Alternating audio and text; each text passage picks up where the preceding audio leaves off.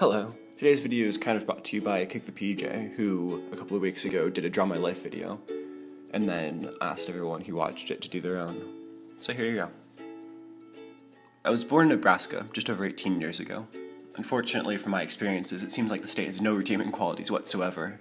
Sorry about that, Nebraska, but that's mainly because we moved out when I was 6 months old, and I've only been back once.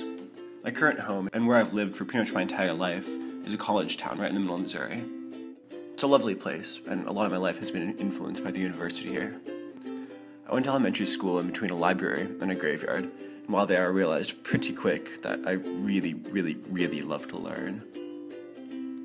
This is also where I met my best friend on our very first day of school. This is us in a park near our house. We'd spend days on end playing these elaborate imagination games with aliens and swords and all these different things. Something I remember distinctly was making these giant cities along the banks of the stream that had their own politics and economies and all sorts of different things, but were always just made out of pebbles and sand.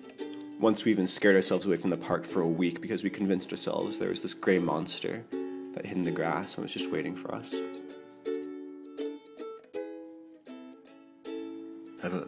Let's move on. Around 2005, and with the help of my brother, I began to really love music.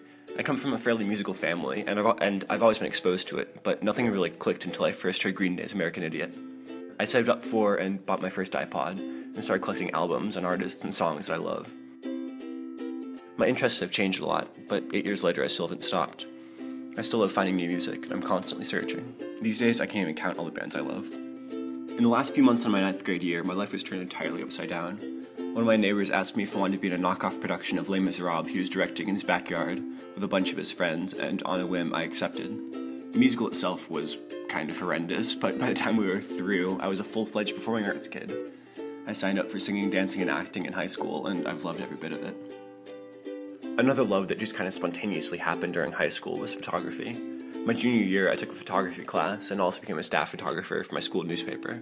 I really enjoyed both and didn't want to quit either of them, so for a year and a half now, I've been juggling performance on one hand and journalism on the other, and despite sometimes spending more time at school than I do at home, I'm really enjoying myself.